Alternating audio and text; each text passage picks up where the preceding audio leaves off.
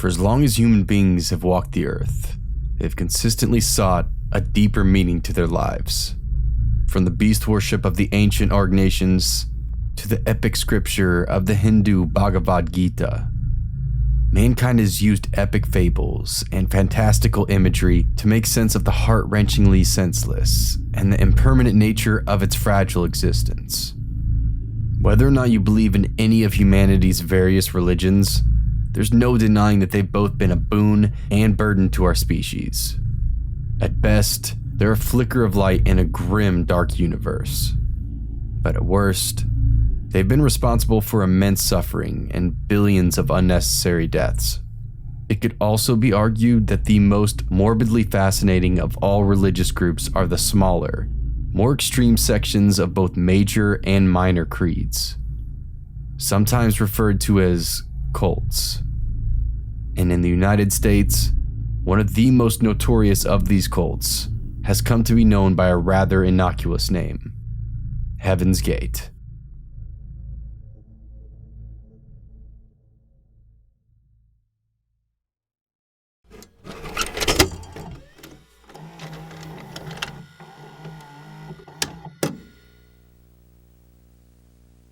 Classroom, or in old language a couple thousand years ago, disciples, those who are trying to prepare themselves for entry into the evolutionary level above human, synonymous with the kingdom of God, the kingdom of heaven. We're going to talk to you about the most urgent thing that is on our mind, and what we suspect is the most urgent thing on the minds of those who will connect with us. We'll title this tape Planet Earth About to be Recycled. Your only chance to evacuate is to leave with us. Planet Earth about to be recycled. Your only chance to survive or evacuate is to leave with us. Leave with us. Leave with us. With us. With us. With us. With us.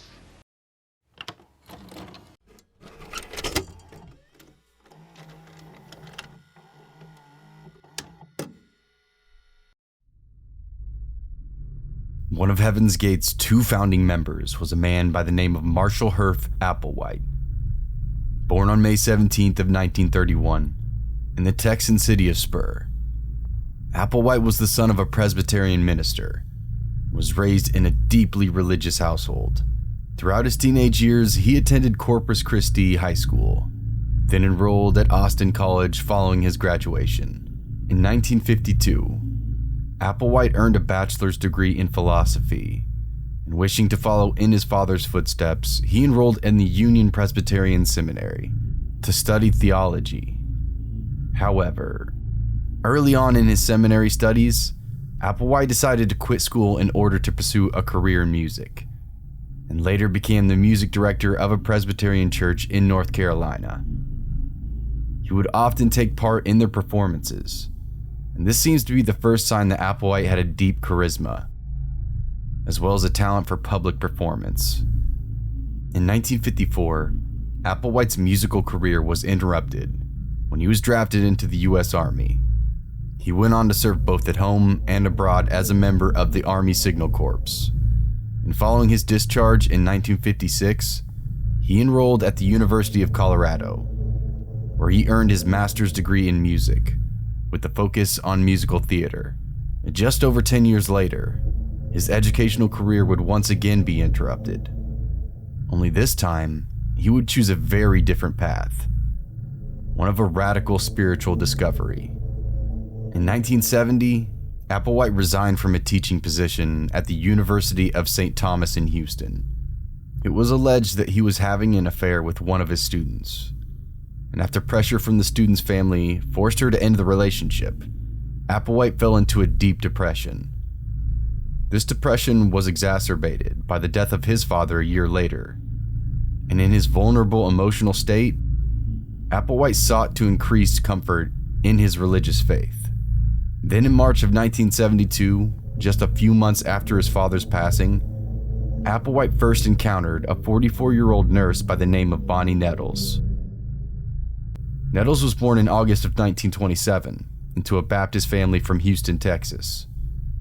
After entering the nursing profession, she gravitated away from organized religion, but retained an interest in the divine. By the early 1970s, Nettles had become convinced that a 19th century monk named Brother Francis was trying to communicate with her from beyond the grave, so she began to conduct regular seances in order to properly commune him. Nettles also made regular appointments with a Texan fortune teller. It was soon during one of these visits that the fortune teller predicted that she was soon to meet a mysterious man who was described as being tall, with light hair and a fair complexion. This description was eerily similar to the appearance of Marshall Applewhite, and in Bonnie's eyes, their meeting wasn't one of happenstance. It was pure destiny. Nettles shared his deep interest in theology and biblical prophecy, and although the relationship was purely platonic, she and Applewhite hit it off almost immediately. Applewhite later said it was like they had known each other for an eternity, almost as if they had been acquainted with each other in past lives. Nettles, on the other hand, seemed to believe that their meeting had been foretold to her via the spirit of the long-deceased Brother Francis, and convinced Applewhite that they had a shared divine purpose. Applewhite and Nettles also shared a deep passion for philosophical literature, and the pair swapped ideas on the works of contemporary deep thinkers such as R.D. Laing and Richard Bach. Yet, they also shared an interest in works of science fiction, and bonded over their enjoyment of Robert A. Heinlein and Arthur C. Clarke. Yet, despite the veneer of intellectualism with their conversations, the reality is that Nettles and Applewhite were slipping further and further away from reality, and were beginning to experience a perturbing kind of folie à deux, or shared madness. By June 19th of 1972, Nettles and Applewhite had come to the conclusion that they had each been chosen to fulfill a Masonic prophecy, and that they possessed a far more advanced mental acuity to their peers.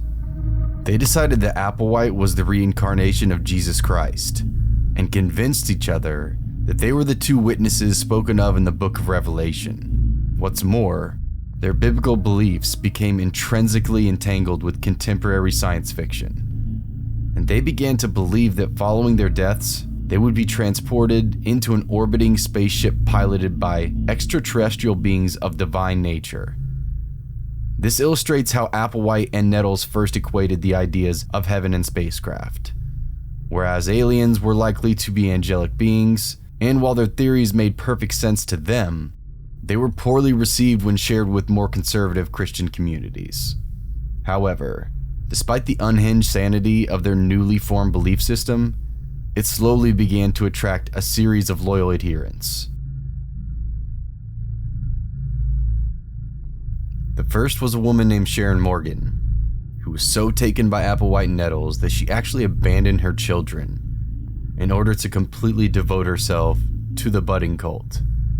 Yet, just over a month later, she returned to her family, probably because of the intense guilt she felt over walking out on them.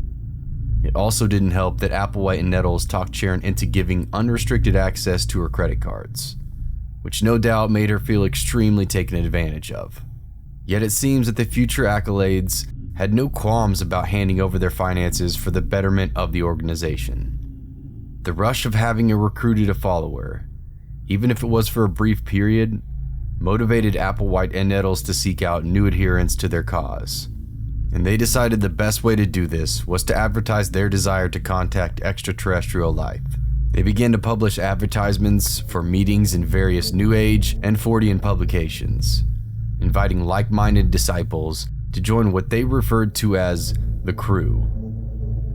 Before long, a handful of respondents had replied to their ads, and at their first meeting with them, Applewhite and Nettles claimed they had represented extraterrestrial beings from a place they called the next level. They also claimed that these beings sought volunteers for a kind of experiment, the goal of which was to further the process of mankind's evolution. By April of 1975, Applewhite and Nettles attended a meeting of just under 100 metaphysics enthusiasts at the Los Angeles home of advertising executive Joan Culpepper. It was there that they once again shared their idea that they were the two witnesses referenced in the biblical book of Revelations. Their claims were bold ones, but they were presented in an undeniably bombastic and charismatic fashion. And when the meeting was over, almost 30 of the group's attendees pledged their allegiance to them. With the effectiveness of their recruitment strategy confirmed, Applewhite and Nettles organized another preaching session at a motel in Waldport, Oregon.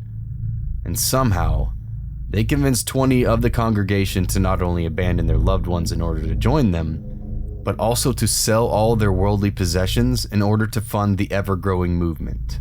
Following that, these new recruits seemed to simply drop off the face of the earth, lost to their families and all who once knew them. Later that same year, legendary CBS News reporter Walter Cronkite hosted a special report which delved into some of these disappearances.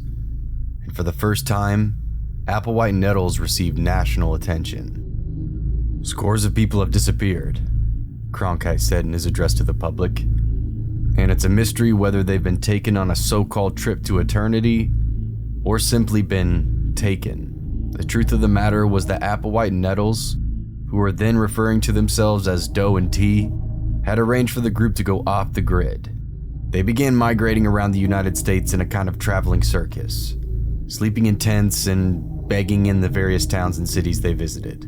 When their membership asked why they needed to be so secretive, Applewhite and Nettles explained that they evaded detection by the authorities and the media, enabled the group to focus on helping its members achieve the higher evolutionary level that they had been promised. The group's followers also came from a rather diverse collection of backgrounds, but most described themselves as being longtime truth seekers or hippies. People who had been attempting to find themselves through the spiritual means as early as the 1950s. Incredibly, one such recruit was a man named John Craig, a respected Republican and ranch owner, who came frighteningly close to winning a Colorado House of Representative race in 1970. Yet when it came to the group's name, its leadership was still undecided on what it should be called. For a while, the group was known as the collective name of Human Individual Metamorphosis, or HIM, which referred to their belief in the advancement of their own evolution. The name they are known by today didn't emerge until much later on, and is in fact a reference to the event which made them infamous. Spring of 1976 also saw Applewhite and Nettles attempt to consolidate their power over the group, and one of the methods they used to do this was the introduction of the rigid disciplinary code. The leadership announced that they'd be banning drug use along with any form of sexual activity, as these would detract from the focus and loyalty the membership owed to the cause. Applewhite and Nettles also made it abundantly clear that they were the group's sole and central leadership, and that eternal leadership struggles would not be tolerated.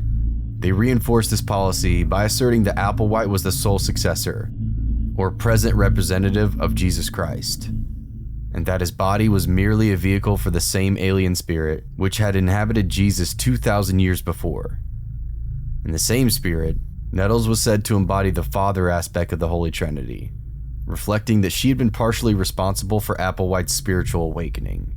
Author Benjamin Zeller described this structural shift as having transformed Heaven's Gate from a loosely organized social group to a centralized religious movement, comparable to a roving monastery. In terms of their actual belief system, it could be argued that by the time they had reached a sizable, disciplined, and cult-like organization, HIM were of evangelicals that borrowed elements from New Age religious groups. Nettles and Applewhite had originally convinced their followers that in the event of their deaths, they would be biologically and chemically transformed into extraterrestrial beings before being transported into an orbiting spacecraft. This spacecraft would then transport them to the next level, which was essentially their version of heaven. Yet in 1985, the group was rocked by the news that one of its two founding members, Bonnie Nettles, had passed away after a long battle with cancer. This was obviously a deeply tragic event, but it also posed a huge risk to Marshall Applewhite's control of the group. They had always insisted that Nettles had been chosen to be the next level's messenger on Earth. Yet instead of being physically transported there upon her passing, she had suffered the very physical death that she'd claimed was impossible. Applewhite needed to think in fast order to salvage the membership's trust in him, and must have been extremely relieved when they swallowed his claims that Nettles had never said that her body would leave Earth, but rather that only her consciousness would. Despite this impromptu editing of the group's belief system, Applewhite continued to argue that the next level was a physical, tangible location that existed as another world in our universe. After their earthly lives had ended, the group's membership would then reside in perpetual bliss, sustaining themselves only by absorbing nothing but pure sunlight. Applewhite also argued that what the Bible calls God is actually a highly evolved alien being, and that he knew for certain that Bonnie Nettles had returned to its company. Yet just as God was represented in Applewhite's belief system as an advanced extraterrestrial, so too was a version of Satan. Applewhite and Nettles talked about a malevolent race of alien life forms they referred to as Luciferians, who conspired to prevent humans from further evolving, capable of time travel and telepathy, with dramatically increased lifespans. Applewhite claimed these beings used holograms to fake miracles in order to convince humans of their divine nature. Applewhite also preached that all existing religions on Earth had been corrupted by these malevolent aliens, and that they had long since strayed from any righteous or holy purpose. Applewhite also borrowed the idea of possession, using the term walk-in to describe when an entity occupies a body that has been vacated by its original soul. These walk-ins supposedly came from another planet, and those that experienced them would claim that they referred to as a clean slate. This essentially meant that they had been purified, and that all the indiscretions of their previous lives had been washed away, replaced by the only needs and purpose of their newfound family. Applewhite in particular claimed that his own personal walk-in involved the same alien being that had possessed Jesus Christ 2,000 years before. Applewhite also described the so-called ancient aliens theory, which proposes that extraterrestrial life visited Earth in the distant past in order to create or shape humanity as we know it. Applewhite was also quoted as saying that aliens have to come to reap the harvest of their work in the form of spiritually involved individuals who will join the ranks of flying saucer crews. Only a select few members of humanity will be chosen to advance to this transhuman state. The rest will be left to wallow in the spiritually poisoned atmosphere of a corrupt world. Naturally, it was only those that followed his belief system that would enter this transhuman state, while the rest of us would be doomed to their sci-fi influenced version of hell. Applewhite often described how the majority of his followers would enter the next level, and that was via a physical pickup onto a spacecraft which would transfer them to their version of heaven. So when the group learned of approaching a Hale-Bopp comet during the fall of 1996, they began to get very excited indeed. In November of 1996, an amateur astronomer in Houston, Texas, took a picture of the comet, which showed a fuzzy, slightly elongated object nearby. He then called into a radio show named Coast to Coast AM to announce that he had discovered a Saturn-like object following Hale-Bopp. This sent UFO enthusiasts into a frenzy, who began announcing that there was an alien spacecraft following the comet. A woman named Nancy Leader, who claimed to have received messages from aliens through an implant in her brain, stated that Hale-Bopp was nothing more than a scientific conspiracy, one engineered to hide the coming arrival of what she called Nibiru or Planet X. She believed that Planet X was a gargantuan celestial body, so large that as it passed near to Earth, it would disrupt its rotation, in turn causing an apocalyptic level event. The scientific community violently dismissed Leader's claims, insisting that although Hale-Bopp was an unprecedented and exciting event, it had a perfectly rational scientific explanation. But to the followers of Marshall Applewhite, it was the sign they had been waiting for, their ultimate salvation, and the key to their ascent to heaven. By October of 1996, Applewhite's group began renting a huge mansion in Rancho Santa Fe, California. They nicknamed the 9,200 square foot home the Monastery, paying $7,000 a month in cash for the privilege of living there. Hilariously, the group even found an insurance company willing to sell them alien abduction insurance, with the policy covering up to 50 members with the promise of $1 million payout per abductee. The group were always fantastically staunch in their beliefs, but when the news of the Hale-Bopp reached them, they went into overdrive and began planning their escape from their earthly bodies. In mid-March of 1997, Applewhite videotaped what he referred to as Doe's final exit. This was the first recorded reference to any kind of mass suicide, with Applewhite calling it the only way to evacuate this Earth. He reiterated the group's beliefs that a spacecraft was trailing the comet, then muttered the immortal words that the group would forever come to be associated with, calling the passing of the comet the closure to Heaven's Gate.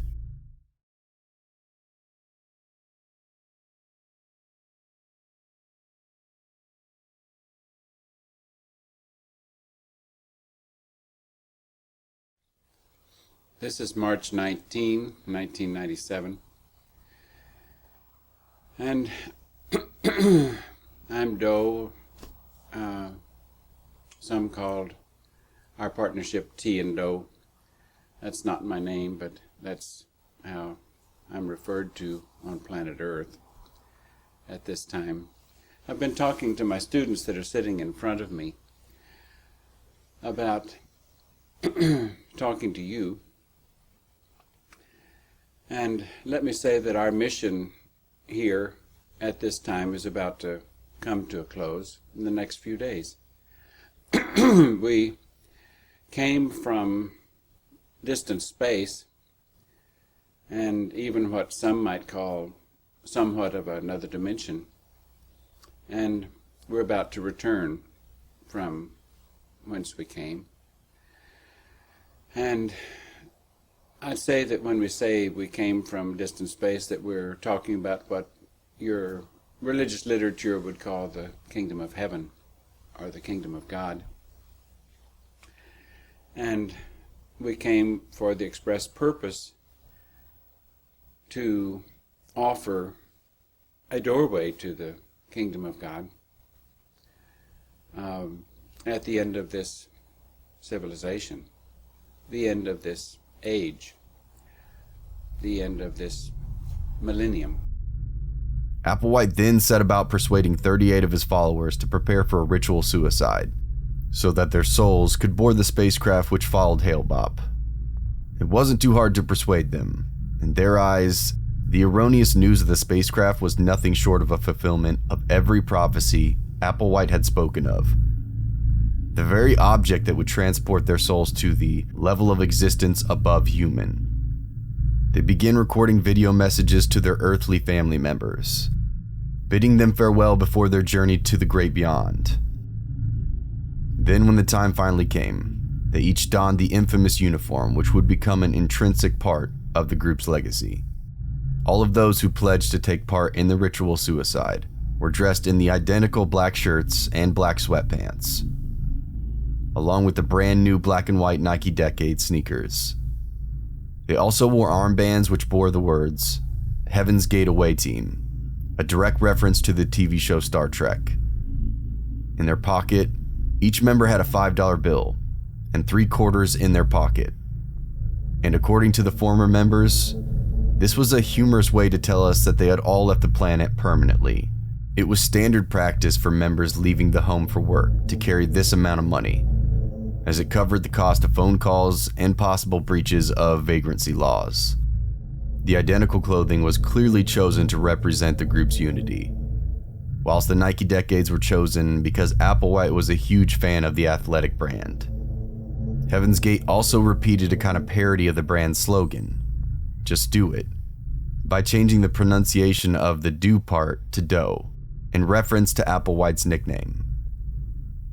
In terms of logistics and planning, the mass suicide of Applewhite's followers was considerably more thought out than the likes of the Jonestown massacre. The group, consisting of 21 women and 18 men between the ages of 26 and 72, are believed to have killed themselves in 3 separate groups over the course of around 72 hours, between March 22nd and March 26th. The remaining cult members cleaning up after each group's passing. This is perhaps one of the most disturbing aspects of the Heaven's Gate suicide. As in contrast with the Jonestown massacre, which occurred within the span of just a few hours on November 18th of 1978. Those who took their own lives at the monastery could have backed out at any time during their 3 days of suicides. Only they didn't. Each and every one of them stayed the course. They saw the dead bodies of their comrades, how they died in extreme discomfort, and somehow, it only tempered their will to depart their earthly bodies. According to the survivors, the method the away team used to take their own lives was as follows. Firstly, they took an anti-anxiety drug known as phenobarbital, harmless in small doses, but in larger doses, it had the potential to cause a catastrophic failure of the circulatory system. In addition to this overdose of phenobarbital, away team members secured plastic bags over their head after drinking a large amount of vodka, inducing death by asphyxiation once they were in a semi-intoxicated state.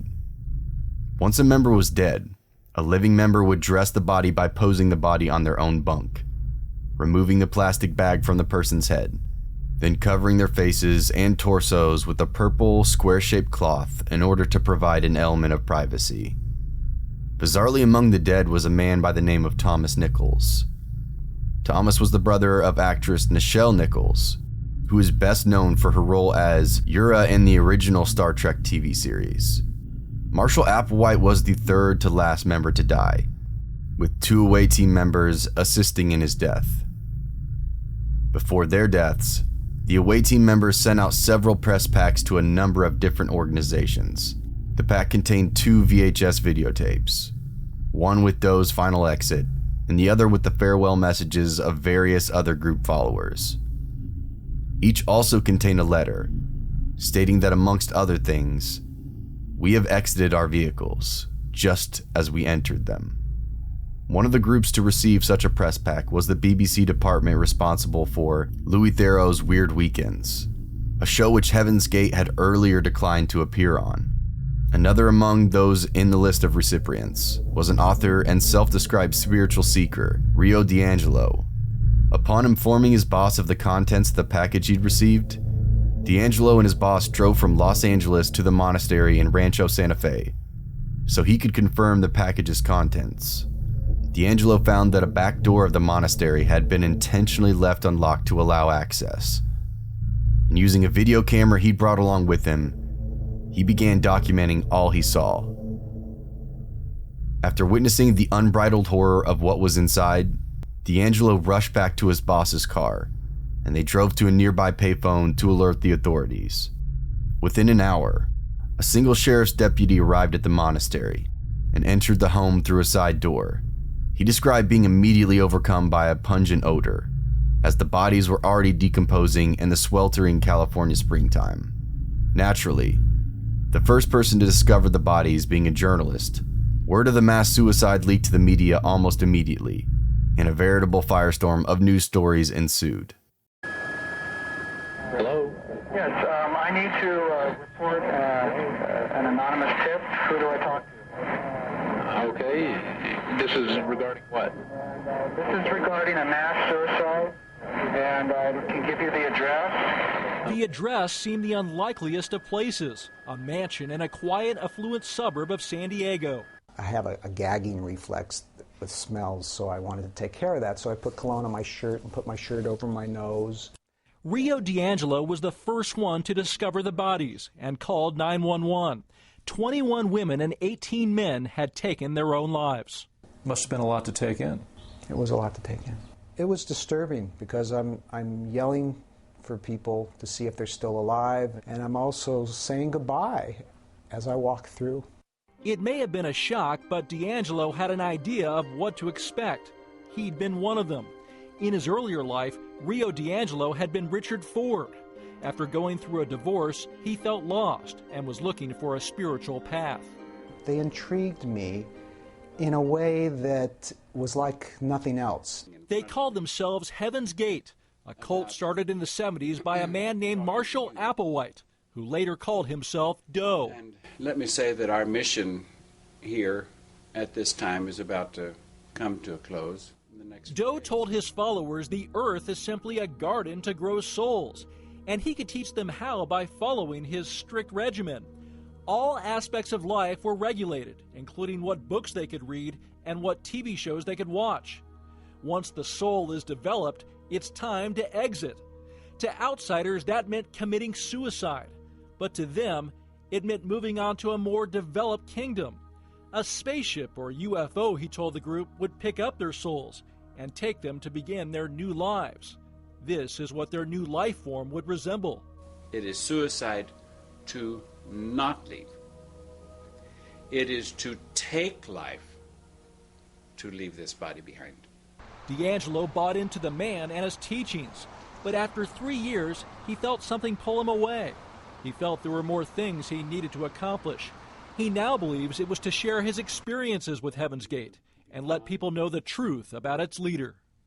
I can say with absolute undeniable certainty that Doe was the second coming of Jesus, and I know it's true. Doe instructed the group to look for a sign. It came to them in the night sky. 1997 was the year of the Hale-Bopp comet.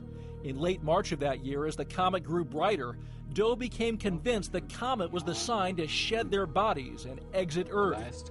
Members taped farewell messages. No one appeared the least apprehensive. This is Hudson. I mean, this is the answer to everything. For them, exiting their vehicles, as they called it, meant graduation. They bought graduation outfits, black pants and shirts, each adorned with a Heaven's Gate patch. So how do 39 people kill themselves? Well, they created a poison using pudding and applesauce. They laced it with vodka and a drug called phenobarbital, a barbiturate fatal in large doses. They took the poison in shifts and went to sleep, never to wake up. The next day, Rio D'Angelo received a FedEx package with videotapes and a letter saying, quote, "You should be aware that we have exited our vehicles, just as we entered them." Did you think they would have the nerve or the guts to go through with it? I knew that they would do what they felt was best for them, and that's what they did. D'Angelo thought authorities should be notified, but first he needed confirmation. He drove to the mansion from where he was living in Los Angeles. A back door had purposely been left unlocked. So I walk up into the living area, the living room, and that's when I start to notice the mattresses with people lying on them with the purple shroud. And of course I knew from the odor what was happening. D'Angelo filmed what he saw. The uniformity eerie and striking. They were all in identical positions, face up on a mattress.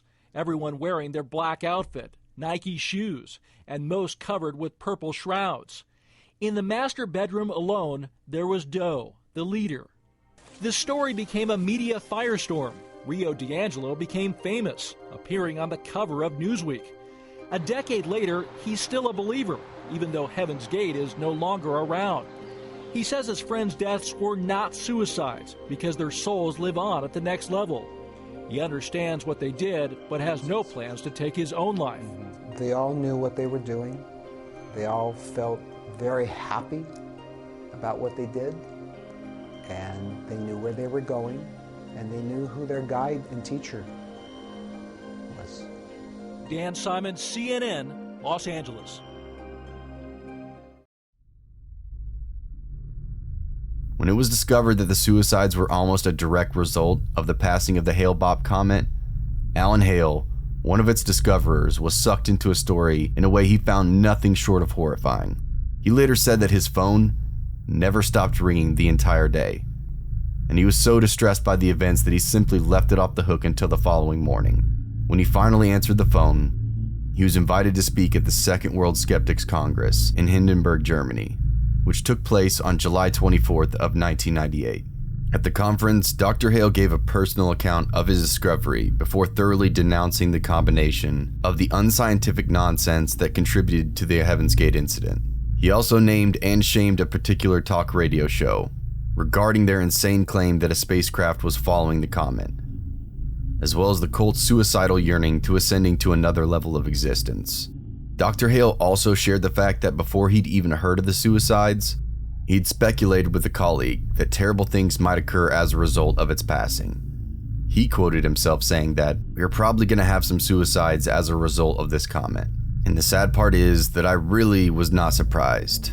Comets are lovely objects, but they don't have apocalyptic significance. We must use our minds, our reason. In another horrifying twist, the news of the 39 deaths at the Rancho Santa Fe Monastery prompted the copycat suicide of a 58-year-old man living near Marysville, California. It was later discovered that the man had written a suicide note, dated the same day the Heaven's Gate news had broken, which stated that, "I'm gonna go on the spaceship with Hale-Bopp to be with those who have gone before me." The man was found dead by a friend on March 31st, and it was reported that he had imitated many of the steps the cult had taken before taking their own lives, such as wearing a similar uniform and asphyxiating himself by placing a bag over his head. The Marysville man wasn't the only person to imitate the mass suicide either, as in the months that followed the event, at least 3 former members of the Heaven's Gate cult took their own lives in almost the exact same manner as their former brethren. 2 men named Wayne Cook and Chuck Humphrey rented a hotel room together before attempting suicide. Cook died and Humphrey survived the attempt, but ultimately went on to successfully take his own life in Arizona almost 2 years later. Unbelievably, the Heaven's Gate cult is still in existence today, and 2 former members, Mark and Sarah King of Phoenix, Arizona, were believed to maintain the group's website for a long time after the suicide, while operating under the same name, the Tele Foundation. The website can be found at heavensgate.com, and traces of the group can still be found on various social media websites. It contains various statements written by Marshall Applewhite himself, as well as a page entitled, "Our Position Against Suicide."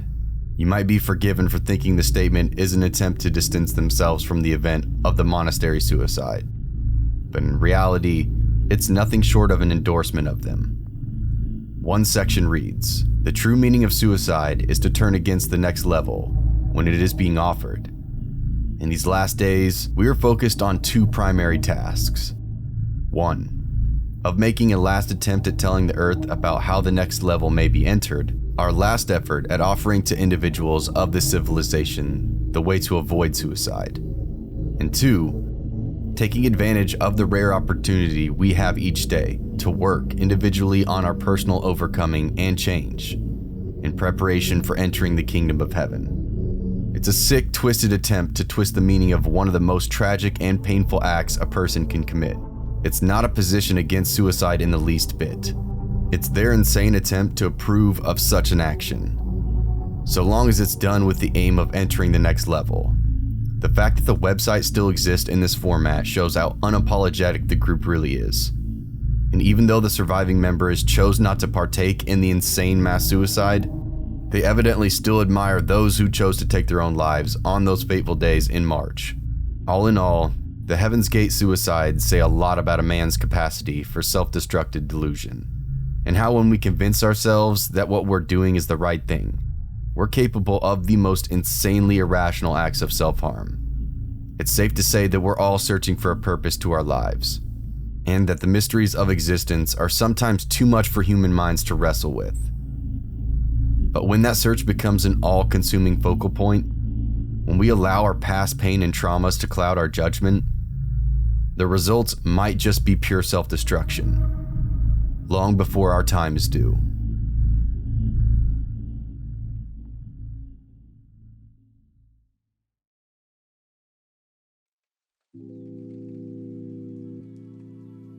Hey everyone, thanks for listening if you stuck around at this point. If you haven't yet, please hit that like button, the subscribe button, and the notification bell to be notified when future episodes come out. You can stalk me on Twitter, you can stalk me on Facebook, and you can also stalk me on Instagram. If you have a true scary story of your own, feel free to send it to my email or post it to my subreddit. All these links are below. Hey guys, I hope you really liked this episode.